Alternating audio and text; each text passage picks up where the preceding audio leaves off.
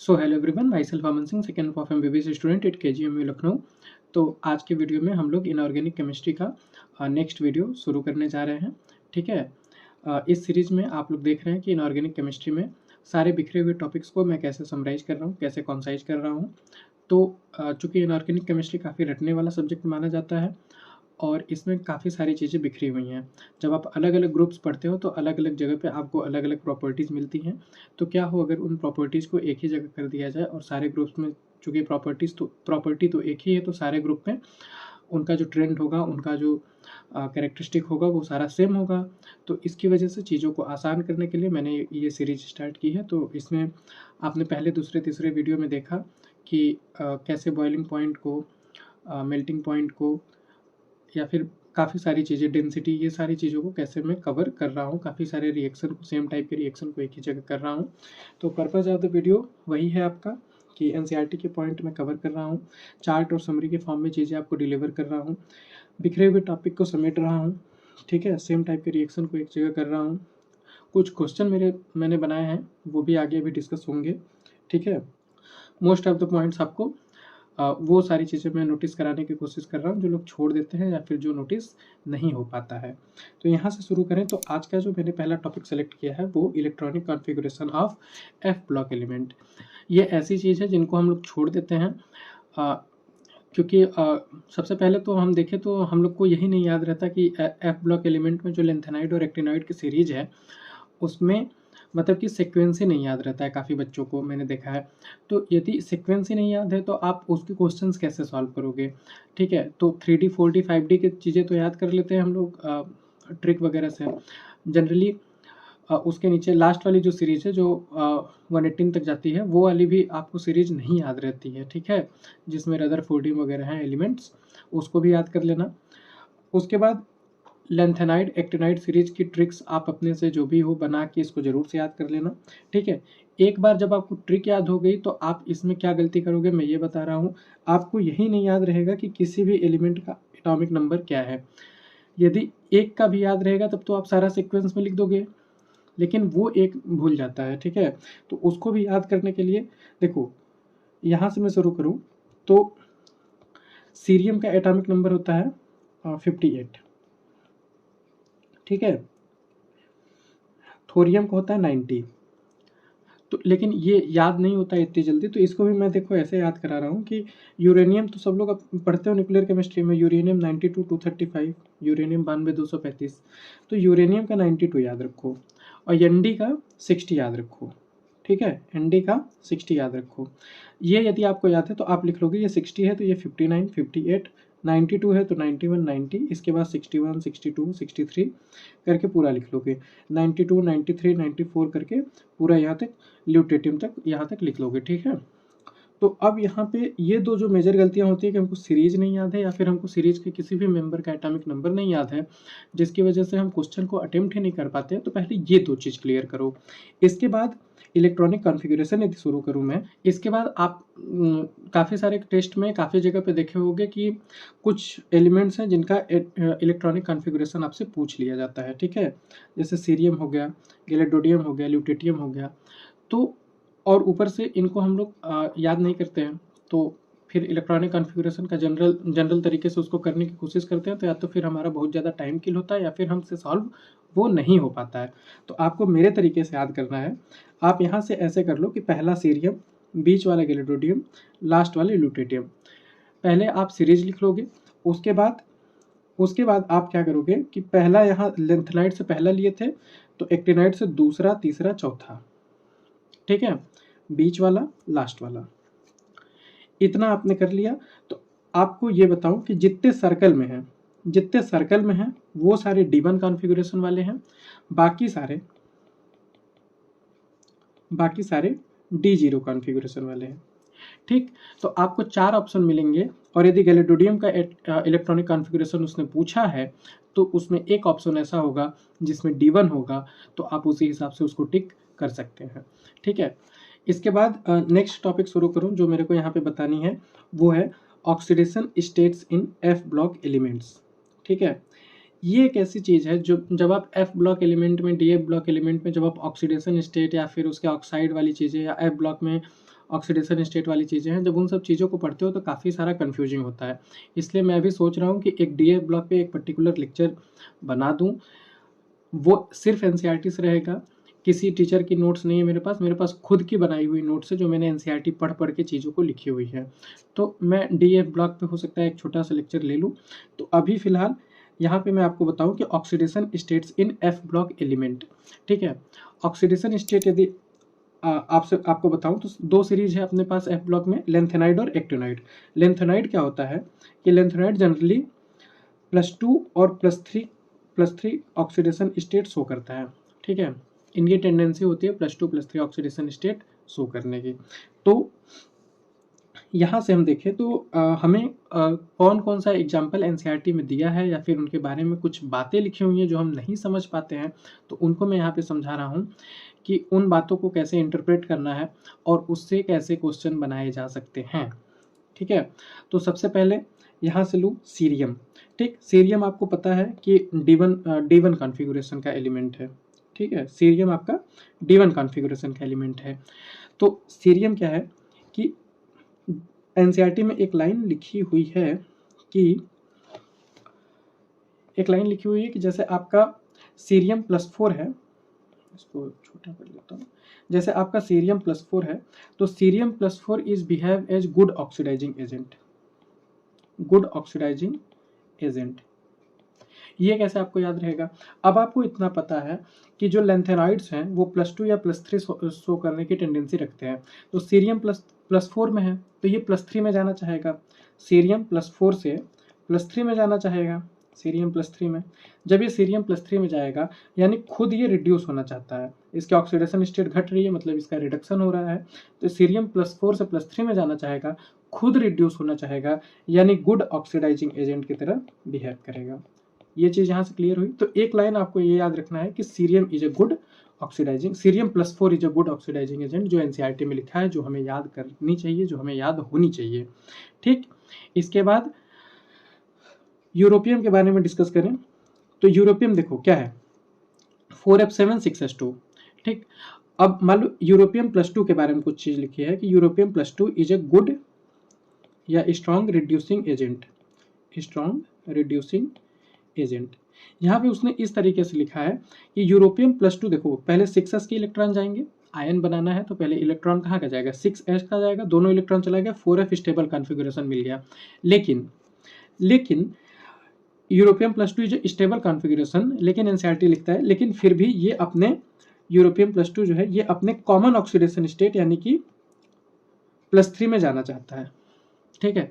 Common oxidation state +3 में जाना चाहता है, यानी इसका ये ऑक्सीडाइज होना चाहता है, ठीक। खुद ऑक्सीडाइज होना चाहता है, ऑक्सीडेशन स्टेट बढ़ रहा है, खुद ऑक्सीडाइज होना चाहता है, यानी it is a good reducing agent. तो यहाँ से आपको याद रखने की europium +2 is a good reducing agent, ठीक। Cerium +4 is a good oxidising agent, ठीक। ये चीज़ें लिखी हुई हैं। इसके बाद बात करें तो ये YB इटर्बियम के बारे में बात करते हैं, ठीक है। इटर्बियम के बारे में बात करें तो इसका कॉन्फ़िगरेशन है आपका 4F14 6S2। अब जब इसका आयन बनेगा तो पहले S से इलेक्ट्रॉन जाएंगे, ठीक है। S से इलेक्ट्रॉन जाएंगे तो अपने पास 4F14 का स्टेबल कॉन्फ़िगरेशन मिल जाएगा, यानी YB +2 बनेगा, ठीक है। लेकिन ये भी अपने कॉमन ऑक्सीडेशन स्टेट में जाना चाहेगा, ठीक। तो कॉमन क्या है लेंथेनाइड्स के लिए +3, तो YB +2 से YB +3 में जाना चाहेगा, यानी ये खुद ऑक्सीडाइज होना चाहेगा, यानी ये एक गुड रिड्यूसिंग एजेंट का काम करेगा, ठीक है। इसके बाद एनसीईआरटी में कुछ चीज़ें लिखी हुई हैं जो मैं आपको बता दूं। जैसे यहाँ लिखा है कि हमने यहाँ पे क्या क्या बताया, यूरोपियम के बारे में बताया, ठीक। GD ये स्टेबल कॉन्फ़िगरेशन है तो इसको मतलब स्टेबल है, मतलब D1 का है तो मेंबर है तो इसको याद ही रखना है अपने को, ठीक। पहला लास्ट मेंबर और GD ये तीनों मेंबर अपने को याद ही रखने हैं, ठीक। उसके बाद थोड़ी ऑक्सीडेशन के बारे में, मतलब ऑक्सीडाइजिंग रिड्यूसिंग एजेंट के बारे में बात हो गई, ठीक। समारियम के बारे में लिखा है कि बिहेव लाइक यूरोपियम, ठीक। समारियम बिहेव लाइक यूरोपियम एग्जिस्ट करेगा +2 +3 में, ठीक। उसके बाद कुछ चीज़ें आप चाहो तो याद रख सकते हो, मे भी पूछ ले, क्योंकि अब इनऑर्गेनिक में सिलेबस बहुत कम है तो ज़्यादा प्रिसाइज चीज़ें आपको याद करके जानी है। कहाँ से याद करनी है? एनसीईआरटी से याद करनी है। तो एनसीईआरटी की चीज़ें मैं बता ही रहा हूँ। तो कुछ चीज़ें यहाँ पे लिखी है कि ये दो मेंबर +4 में एग्जिस्ट करना पसंद करते हैं, और इधर की ये मेंबर ये भी +4 एग्जिस्ट करते हैं, +4 में एग्जिस्ट करते हैं। जैसे देखो सीरियम +4 एग्जिस्ट करता है, तो ऐसे लिखा है, तो आप याद कर सकते हो कि +4 कौन कौन एग्जिस्ट करता है। वैसे मेन बात याद रखने वाली ये है कि lanthanoid generally +3 oxidation state show करता है, ठीक है। तो यूरोपियम +2 के बारे में बात करें तो बोलोगे कि +2 से +3 में जाना चाहेगा, ऑक्सीडाइज होना चाहेगा तो रिड्यूसिंग एजेंट की तरह काम करेगा। YB +2 से +3 में ही जाना चाहेगा तो रिड्यूसिंग एजेंट की तरह काम करेगा। सीरियम +4 +3 में जाना चाहेगा तो खुद रिड्यूस होना चाहेगा तो ऑक्सीडाइजिंग एजेंट की तरह काम करेगा। इसके बाद लेंथेनॉइड्स के बाद एक्टिनॉइड की बात करूं, हाँ, अब लेंथेनॉइड्स के बाद एक्टिनॉइड्स की बात करूं तो इसमें ज़्यादा चीज़ें याद रखने लायक नहीं है, ज़्यादा चीज़ें एनसीईआरटी में लिखी नहीं है, ठीक है। तो आपको यहाँ पे क्या क्या चीज़ें याद रखनी है, तो सबसे पहले आपको ये चीज़ें याद रखनी कि कौन कौन D1 वाले हैं, बाकी सारे तो D0 हैं। तो इसमें पहला, बीच वाला, लास्ट वाला था लेंथेनॉइड में। एक्टिनॉइड में दूसरा, तीसरा, चौथा, बीच वाला और लास्ट वाला। इतनी चीज़ें याद रखनी कि ये सारे D1 हैं, ठीक। जितने सर्कल कर रहा हूँ पिंक कलर से वो सारे D1 है। इसके बाद आपको ये याद रखनी है कि एक्टिनॉइड में जनरल ऑक्सीडेशन स्टेट +3 ही होता है, जैसे लेंथेनॉइड में जनरल ऑक्सीडेशन स्टेट +3 होता था। तो F ब्लॉक के एलिमेंट्स में जनरल ऑक्सीडेशन स्टेट +3 है, ठीक है। एक्टिनॉइड में भी जनरल ऑक्सीडेशन स्टेट +3 है और +4 भी शो करता है एक्टिनॉइड, लेकिन +3 की स्टेबिलिटी +4 से ज़्यादा है। ये इन्फॉर्मेशन आपको याद रखनी चाहिए कि एक्टिनॉइड में +3 की स्टेबिलिटी +4 से ज़्यादा है। Both +3 and +4 tends to hydrolyse. अब इनका जो कंपाउंड होगा +3 या +4 में, वो हाइड्रोलाइज होना, मतलब वो हाइड्रोलाइज हो सकता है, ठीक है। इतनी सारी चीज़ें आपको याद रखनी है।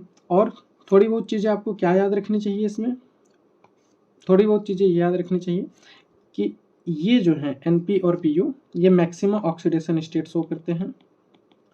L +7 तक ये ऑक्सीडेशन स्टेट, +7 मैक्सिमम है तो वहाँ तक ये ऑक्सीडेशन स्टेट शो कर सकते हैं, ठीक है। इसके बाद नेक्स्ट टॉपिक पे हम लोग जो बात करेंगे वो है आयोनाइजेशन इंथैल्पी, ठीक है। Ionisation enthalpy of whole p block element, ठीक। तो सबसे पहले तो आयोनाइजेशन इंथैल्पी को मैं 1 मिनट में एक्सप्लेन करने की कोशिश करूंगा, ठीक है। आयोनाइजेशन इंथैल्पी क्या है कि जैसे मान लो कोई आपका आइसोलेटेड एटम है, ठीक है। कोई आपका एटम है वो आइसोलेटेड है, न्यूट्रल है, गैसियस फॉर्म में है, तो उसमें से इलेक्ट्रॉन आपको रिलीज कराना है, मतलब कि बाहर निकालना है, ठीक है। आयोनाइज कराना है, एटम आयोनाइज, ठीक है। जैसे सोडियम है, सोडियम आयोनाइज होकर Na+ बन गया, मतलब क्या हुआ कि सोडियम से एक इलेक्ट्रॉन बाहर निकल गया, ठीक है। सोडियम आयोनाइज हो गया। आयोनाइजेशन का मतलब क्या है कि इलेक्ट्रॉन को बाहर निकालना है, ठीक ठीक। इतनी बात समझ में आती है। तो अब देखो, तो आयोनाइजेशन एंथैल्पी, अब देखो सोडियम वाला जो ग्रुप है अल्कली मेटल है, उसमें क्या है कि एक इलेक्ट्रॉन एक्स्ट्रा पड़ा है। सोडियम में कितने, 11 इलेक्ट्रॉन, ठीक है। 2 8 8 2 8 1, ठीक है। तो यदि एक इलेक्ट्रॉन वो निकाल देगा तो उसको 2 और 8 का स्टेबल कॉन्फ़िगरेशन मिल जाएगा। इतनी चीज़ें आपको आई होप समझ में आ रही होगी। जैसे सोडियम का ये न्यूक्लियस है, सोडियम के न्यूक्लियस में 2 इलेक्ट्रॉन के सेल में है, फिर L सेल में 8 इलेक्ट्रॉन है, 2 3 4 5 6 7 8, और लास्ट वाले सेल में, वैलेंस सेल में 1 इलेक्ट्रॉन है। अब ये इलेक्ट्रॉन यदि निकल जाए तो इसका स्टेबल कॉन्फ़िगरेशन बन जाएगा 2 और 8 वाला, ठीक है। तो अल्कली मेटल अपना इलेक्ट्रॉन निकालना चाहता है, और जो नोबल गैस है वो ऑलरेडी स्टेबल कॉन्फ़िगरेशन में है, ठीक है। वो ऑलरेडी स्टेबल कॉन्फ़िगरेशन में, तो वो अपना इलेक्ट्रॉन निकालना नहीं चाहता है। तो सबसे ज़्यादा एनर्जी, अब इलेक्ट्रॉन निकालना है, तो लेट अस अज्यूम दैट, आप इसको ऐसे समझ लो कि कोई एटम है, आइसोलेटेड है, गैसियस फॉर्म में, उसको आप हीट कर रहे हो। हीट करने से उसके मॉलिक्यूल्स मतलब कि रैंडम मोशन उनका बढ़ जाएगा मॉलिक्यूल के बीच में, मतलब आप एक तरीके से समझो कि उसको आप एनर्जी दे रहे हो इलेक्ट्रॉन को बाहर निकालने के लिए। ज़्यादा एनर्जी दे दोगे तो इलेक्ट्रॉन बाहर निकल जाएगा। वैसे टेक्निकली बताऊँ तो आप जब उसको रेडिएट करोगे, ठीक, जब आप उसको मान लो रेडिएशन दोगे, हीट रेडिएशन भी कह सकते हैं, मान लो लाइट आया, फोटोन को इलेक्ट्रॉन एब्जॉर्ब करके बाहर निकल गया एक्साइट होके, ठीक है, तो कौन ज़्यादा एनर्जी लेगा? अल्कली मेटल वाला चाहता है मेरा इलेक्ट्रॉन निकल जाए यार, मेरे को स्टेबल कॉन्फ़िगरेशन मिल जाएगा, तो वो कम एनर्जी लेगा, तो उसको जो आप आयनाइजेशन एनर्जी दोगे वो कम दोगे, तो अल्कली मेटल का मिनिमम आयनाइजेशन एनर्जी होगा। नोबल गैस नहीं चाहेगा अपना एक इलेक्ट्रॉन निकालना, क्योंकि वो ऑलरेडी स्टेबल है, तो उसको बहुत ज़्यादा एनर्जी देनी होगी इलेक्ट्रॉन निकालने में। तो यानी यहाँ से कुछ चीज़ें ये पता चलती है हमको कि अल्कली मेटल जो है इनका मिनिमम आयनाइजेशन एनर्जी है, आयनाइजेशन एंथैल्पी बोल लो, इनको मिनिमम आयनाइजेशन एनर्जी देनी पड़ रही है। जो नोबल गैस हैं ग्रुप 18 वाले, इनको मैक्सिमम आयनाइजेशन एंथैल्पी देनी पड़ रही है, ठीक है, इनका इलेक्ट्रॉन बाहर निकालने के लिए। तो यानी अल्कली मेटल यानी कि ग्रुप 1, ग्रुप 18 नोबल गैस, यानी कि पीरियड में लेफ्ट टू राइट जाने पे आयनाइजेशन एंथैल्पी बढ़ती है, ठीक है, और ग्रुप में नीचे जाने पे आयनाइजेशन एंथैल्पी घटेगी। इसको मैं कैसे समझाऊं? नीचे जाने पे एटम बड़ा होता जा रहा है, सेल बड़ी होती जा रही है, सेल जुड़ती जा रही हैं, सेल ऐड होती जा रही हैं, इलेक्ट्रॉन ऑलरेडी अपने न्यूक्लियस से दूर होता जा रहा है, मतलब लास्ट वाला इलेक्ट्रॉन, वैलेंस सेल वाला इलेक्ट्रॉन। तो नीचे जब आप आओगे ग्रुप 1 में ही, मान लो आप ऊपर लिथियम को ले लो, नीचे आप सीजियम को ले लो। अब सीजियम क्या है? सीजियम में जो लास्ट इलेक्ट्रॉन है वो बहुत दूर है न्यूक्लियस से, उसके ऊपर न्यूक्लियस का खिंचाव जो है, पॉजिटिव निगेटिव चार्ज के बीच में जो अट्रैक्शन है वो बहुत कम है। बहुत कम होने की वजह से वो आसानी से निकल जाएगा। लिथियम में जो वैलेंस इलेक्ट्रॉन है वो टाइटली हेल्ड है, तो वो नहीं निकलेगा। तो सीजियम में जल्दी से निकल जाएगा, तो इसको कम एनर्जी देनी होगी, यानी इसकी आयनाइजेशन एंथैल्पी कम होगी, तो नीचे जाने पे वही आपकी आयनाइजेशन एंथैल्पी घट रही है। तो ये थोड़ा सा बेसिक कॉन्सेप्ट है, जिसको नहीं पता था जान लिए, ठीक है, कि नीचे जाने पे आयनाइजेशन एंथैल्पी घटती है, पीरियड में लेफ्ट टू राइट जाने पे आयनाइजेशन एंथैल्पी बढ़ती है, ठीक है। दोनों का मैंने पॉसिबल एक्सप्लेनेशन आपको दे दिया। इसके बाद कुछ चीज़ें हैं जो ग्रुप 1 ग्रुप 2 में आपको डिस्कस होती है, ठीक है। वो ग्रुप 1 मतलब कि पीरियड में, फर्स्ट पीरियड और सेकेंड पीरियड में चीज़ें आपको डिस्कस होती है, वो चीज़ें भी मैं यहाँ पे आयनाइजेशन एंथैल्पी में डिस्कस कर दे रहा हूँ। जैसे पीरियड में यदि हम चलें, lithium, beryllium, boron, carbon, nitrogen, oxygen, fluorine. अब पीरियड में लेफ्ट टू राइट जाने पे आयनाइजेशन एंथैल्पी बढ़ेगी, ठीक है, बढ़ेगी, चलो बढ़ रही है, ठीक है, बढ़ रही है, ठीक। लेकिन नाइट्रोजन का कॉन्फ़िगरेशन स्टेबल होता है, ठीक, 2p3, तो नाइट्रोजन स्टेबल कॉन्फ़िगरेशन है, तो ये स्टेबल होने की वजह से अपना इलेक्ट्रॉन निकालना नहीं चाहता है, ठीक है। तो इसकी आयनाइजेशन एंथैल्पी ज़्यादा होती है। कितनी ज़्यादा होती है? तो ऑक्सीजन से ज़्यादा होती है, बस, ठीक।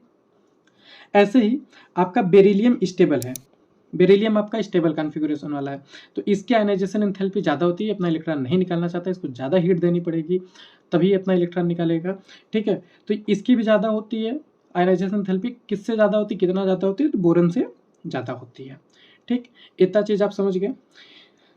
ऐसे ही अल्कलाइन अर्थ मेटल में, यहाँ मैग्नीशियम होगा, तो मैग्नीशियम की ज़्यादा होती है और फास्फोरस की भी ज़्यादा होती है, ठीक है। अल्कलाइन अर्थ मेटल का उतना इंपॉर्टेंट नहीं है, उसको एक बार देख लेना, वेरीफाई कर लेना। ये चीज़ मेरे को यहाँ पे बतानी थी, मैंने बता दी। हमको यहाँ पे मेनली डिस्कस करना है पी ब्लॉक एलिमेंट्स का, क्योंकि मैं पी ब्लॉक पे ज़्यादा कंसर्न हुआ अभी, ठीक है। तो पी ब्लॉक एलिमेंट्स में यदि आयनाइजेशन एंथैल्पी का ट्रेंड देखें, तो चूंकि आपको पता है down the group ionisation enthalpy decrease होती है, तो डाउन द ग्रुप आपकी आयनाइजेशन एंथैल्पी डिक्रीज होगी, ठीक है। तो डाउन द ग्रुप आपकी आयनाइजेशन एंथैल्पी डिक्रीज होगी।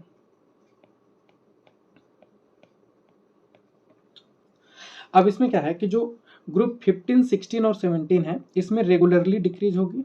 आपको ऐसे याद रखना है कि रेगुलरली डिक्रीज होगी, कोई एक्सेप्शन नहीं है आपका इसमें, ठीक।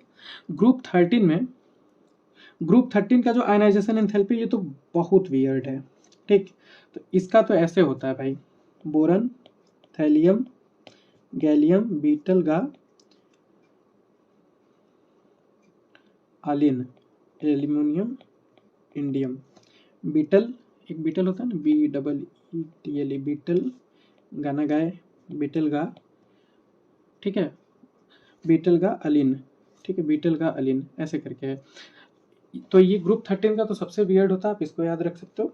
ग्रुप 14 में यहाँ पे थोड़ा, अरे यार, ग्रुप 14 में यहाँ पे थोड़ा सा चेंज होता है लेड और टिन में, ठीक है, मतलब एसन का ज़्यादा होना चाहिए पीबी से, तो पीबी का ज़्यादा होता है एसन से, बस इतना ही याद रखना है। तो ये दो एक्सेप्शन आप याद रखेंगे। ग्रुप 13 का आपको तो चिल्ला चिल्ला के याद कराया जाता होगा, ठीक है। तो ये सारे मतलब कि पी ब्लॉक में जितना भी ग्रुप है 13, 14, 15, 16, 17 सबका आपको यहाँ पे मिल गया आयनाइजेशन इंथैल्पी। अच्छा, इसके बाद आयनाइजेशन इंथैल्पी में एक दो चीज़ें और मैं यहाँ पे बताऊँ तो एक दो चीज़ें हैं, पीरियोडिक टेबल से मैं लिंक कर रहा हूँ कि जो आयनाइजेशन इंथैल्पी होता है उसको आप क्या डेल्टा एच लिखते हो, तो डेल्टा एच आपका हमेशा पॉजिटिव होगा। डेल्टा एच पॉजिटिव को पता है इंडोथर्मिक में। काफ़ी लोग को तो ये भी डाउट हो सकता है कि इंडोथर्मिक में डेल्टा एच पॉजिटिव क्यों होता है। थर्मोडायनेमिक्स अच्छे से पढ़िए, लेट मी एक्सप्लेन, एक सेकेंड। देख यार, डेल्टा एच पॉजिटिव क्यों होगा, मतलब कि आप उस सिस्टम को हीट दिए, ठीक है, पहले सिस्टम पे मान लो सिस्टम 20 कैलोरी पे था, आप हीट देके उसकी एनर्जी कर दिए 40 कैलोरी, ठीक है, तो डेल्टा एच क्या हो गया, फाइनल माइनस इनिशियल, फाइनल 40 है, इनिशियल 20 है, तो ये डेल्टा एच क्या हुआ, प्लस 20 ही तो हुआ, तो डेल्टा एच पॉजिटिव हुआ इंडोथर्मिक में। एक्जोथर्मिक में आप सिस्टम से हीट निकाल रहे हो, ठीक है, सिस्टम से हीट निकाल रहे हो, थोड़ा सा मैं डेविएट कर रहा हूँ टॉपिक से। सिस्टम से हीट निकाल रहे हो, सिस्टम के पास 20 हीट थी, आप निकाल दी, अब सिस्टम की हीट 10 बची, एक्जोथर्मिक, सिस्टम ने हीट रिलीज कर दी एक्जोथर्मिकली, ठीक, तो फाइनल क्या हुआ, फाइनल 10 हुआ, आप इनिशियल 20 थी, फाइनल 10 थी, आपका नेट कितना हुआ, -10, तो एक्जोथर्मिक में डेल्टा एच क्या हो गया, निगेटिव हो गया। ये छोटी सी चीज़ थी, हटाओ इसको, ठीक है। तो डेल्टा एच इंडोथर्मिक होता है हमेशा, ठीक है, हमेशा इंडोथर्मिक होगा, क्योंकि जब आप इलेक्ट्रॉन निकालोगे तो कभी भी एटम को अपना इलेक्ट्रॉन देके खुशी नहीं मिलती है, ठीक है।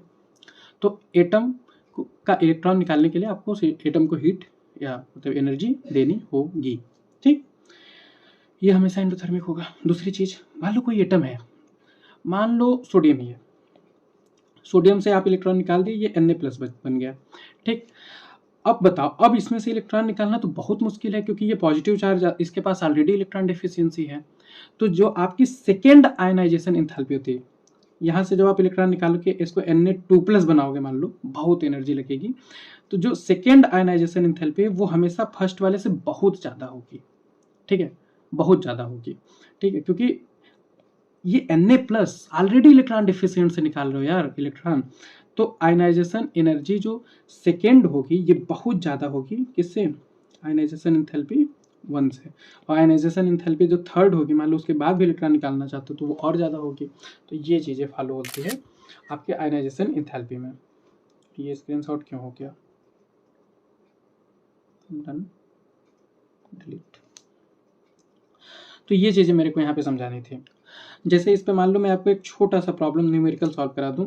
जैसे दिया है कि मान लो कोई मेटल है, उसका आयनाइजेशन इंथैल्पी है x 2x, मतलब पहला ionisation enthalpy IE1x, ionisation second ionisation enthalpy 2x, third ionisation enthalpy 5x ले लो मान लो, और फोर्थ आयनाइजेशन इंथैल्पी 90x, ठीक।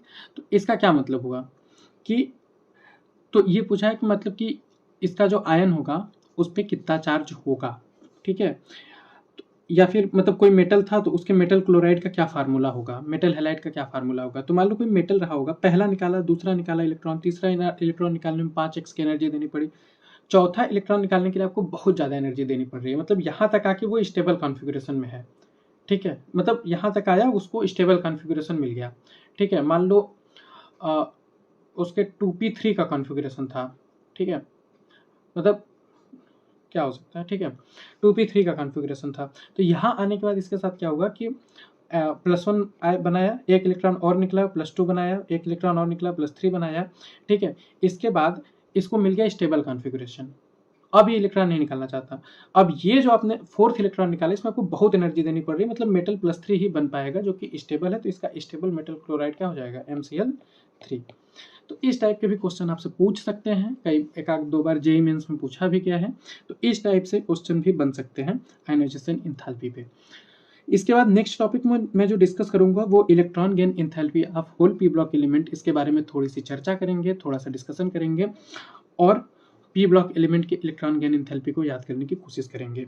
ठीक है, इसमें मैं एक चीज़ आपको बताऊं तो इलेक्ट्रॉन गेन एंथैल्पी का मेरा टेस्ट में एक क्वेश्चन आया हुआ था। वो क्वेश्चन मैं अभी आपको बताऊंगा। वो क्वेश्चन लगाने के बाद मैंने उसको गलत कर दिया। मैं घर पे आया, मैं एनसीईआरटी देखा, इलेक्ट्रॉन गेन एंथैल्पी के वैल्यूज़ देखे, मैं भौचक्का रह गया कि मतलब ये क्या हो गया। पूरा थोड़ा सा कॉन्सेप्ट क्या लगा दिया, मतलब सब कुछ उलट फेर हो गया। ठीक है, तो एक बहुत मज़ेदार सी चीज़ इलेक्ट्रॉन गेन एंथैल्पी में है, आप देखना और आप कमेंट करना कि आपको ये बात पता थी या नहीं पता थी। तो इलेक्ट्रॉन गेन एंथैल्पी की यदि मैं बात करूं तो इलेक्ट्रॉन गेन एंथैल्पी में देखो दो चीज़ें हैं। ठीक है, इलेक्ट्रॉन गेन एंथैल्पी में दो चीज़ें हैं। एक तो मैं समझाने के लिए दो चीज़ें यूज कर रहा हूँ। तो ठीक है, यहाँ पे यदि मैं इलेक्ट्रॉन गेन एंथैल्पी की बात करूँ, सॉरी, तो सबसे पहले मैं नोबेल गैस का एग्जांपल लूँगा। ठीक है, नोबेल गैस। अब देखो नोबेल गैस क्या है, और पहले सुनो इलेक्ट्रॉन गेन एंथैल्पी होता क्या है। जैसे आयनाइजेशन एंथैल्पी जस्ट बाद में इसको डिस्कस कर रहा हूँ। आई नो वीडियो लंबी हो रही है, लेकिन फिर भी बात मेरी सुनो कि noble gas electron gain enthalpy क्या होता है। आयनाइजेशन एंथैल्पी जो होती है आपकी, उसका मतलब ये होता है इलेक्ट्रॉन को बाहर निकालना एटम से। आयनाइजेशन एंथैल्पी का क्या मतलब है कि इलेक्ट्रॉन एटम को हम दे रहे हैं। ठीक है, उसी का जस्ट अपोजिट है। तो इलेक्ट्रॉन आप एटम को दे रहे हो। ठीक है, ठीक। तो क्या हो सकता है, यदि एटम इलेक्ट्रॉन एक्सेप्ट करने को तैयार है, यानी एटम को इलेक्ट्रॉन दिए, एटम खुश हो गया, एटम इलेक्ट्रॉन लेने को तैयार था, तो वो एनर्जी रिलीज करेगा। ठीक है, यदि वो यदि वो इलेक्ट्रॉन लेने को तैयार नहीं है, ठीक है, ऑलरेडी स्टेबल है, तो उसको आप जबरदस्ती इलेक्ट्रॉन दोगे, तो उसको आप एनर्जी दोगे कि ये लो एनर्जी और इस एनर्जी के साथ इलेक्ट्रॉन रखो, लेकिन रखो। ठीक है, तो एक्जोथर्मिक या एंडोथर्मिक वही कहानी है। तो इलेक्ट्रॉन गेन एंथैल्पी देखो नोबेल गैस के केस में क्या है, नोबेल गैस क्या है, स्टेबल कॉन्फ़िगरेशन है। ठीक है, हीलियम, नियॉन, आर्गन, क्रिप्टॉन, ये सब अपने जीवन में एकदम स्टेबल है, खुश है एकदम अपने जीवन काल में। ठीक है, एकदम खुश है, मस्त है, इनको ना इलेक्ट्रॉन देना है ना इनको इलेक्ट्रॉन लेना है। ठीक है, तो नोबेल गैस को इलेक्ट्रॉन नहीं चाहिए, तो इसको जब आप इलेक्ट्रॉन दोगे तो आपको एनर्जी देनी पड़ेगी। ये खुश नहीं है, ये नहीं कि लाओ इलेक्ट्रॉन दे दिया मैं खुश हो गया, लो मेरे से एनर्जी ले लो, ऐसा कहानी इसके साथ नहीं है। तो इसका ये क्या होगा, ये इंडोथर्मिक होगा। इसको आप एनर्जी दोगे कि लो यार एनर्जी, लेकिन इलेक्ट्रॉन रखो। ठीक है, तो ये इंडोथर्मिक हो गया, यानी इसका डेल्टा एच क्या होगा, पॉजिटिव होगा, एनर्जी रिक्वायर है, एंडोथर्मिक है। ठीक है, ये इजीली इलेक्ट्रॉन एक्सेप्ट नहीं करेगा। अभी समझाने के लिए मैं ग्रुप 17 का एग्जांपल ले रहा हूँ आपको। ठीक है, इसके बाद एक मजेदार चीज़ है, ग्रुप 17 का एग्जांपल ले रहा हूँ। ग्रुप 17 क्या है, अपना फ्लोरीन है, मान लो क्लोरीन है, आउटर सेल में 7 इलेक्ट्रॉन है, इसको 1 इलेक्ट्रॉन चाहिए कि यार कोई मेरे को एक इलेक्ट्रॉन दे दो यार, 1 इलेक्ट्रॉन दे दो, मैं खुश हो जाऊँ, मैं भी अपना ऑक्टेट कंप्लीट कर लूँ। ठीक है, तो क्लोरीन को तुम 1 इलेक्ट्रॉन दोगे, उसका ऑक्टेट कंप्लीट हो रहा है, वो खुशी खुशी कहेगा लो मुझसे एनर्जी ले लो, एनर्जी रिलीज कर देता हूँ मैं। तो ये क्या होगा, ये एक्सोथर्मिक होगा।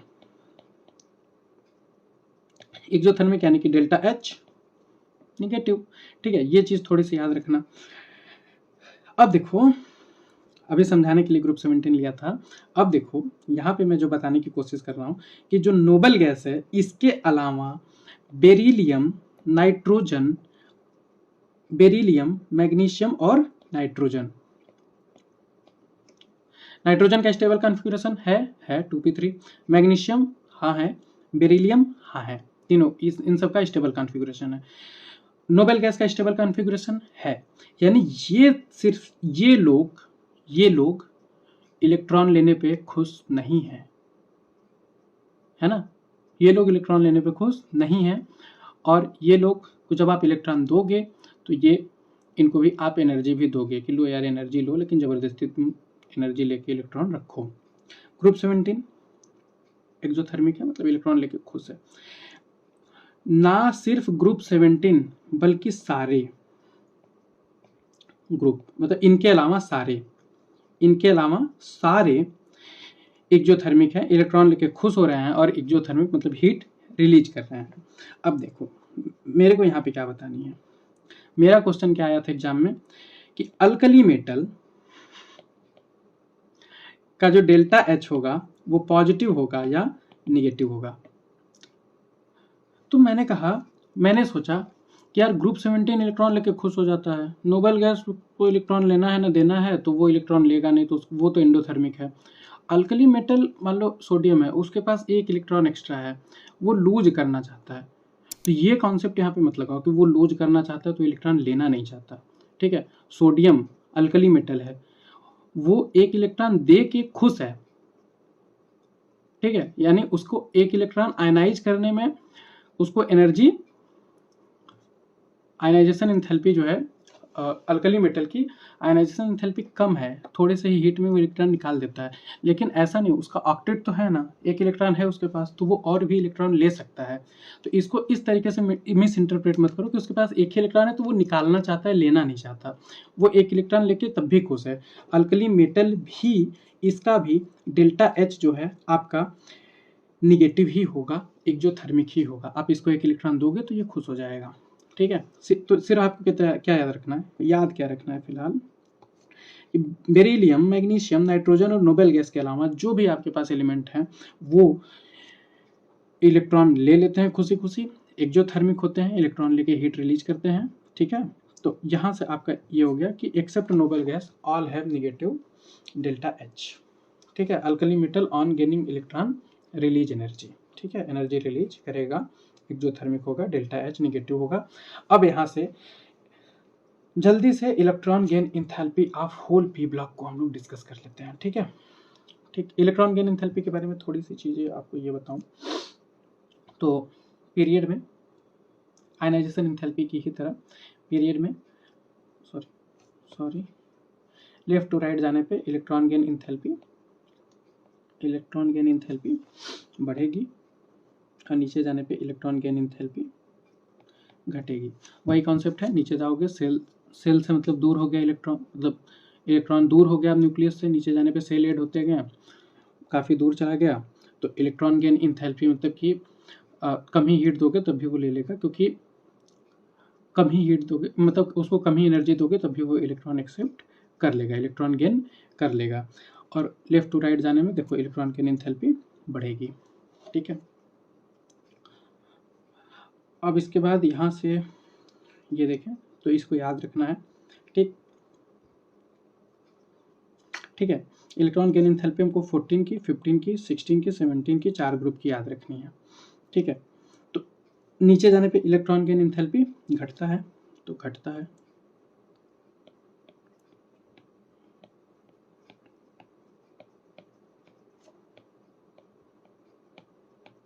अब आप इसको एज इट इज याद रखोगे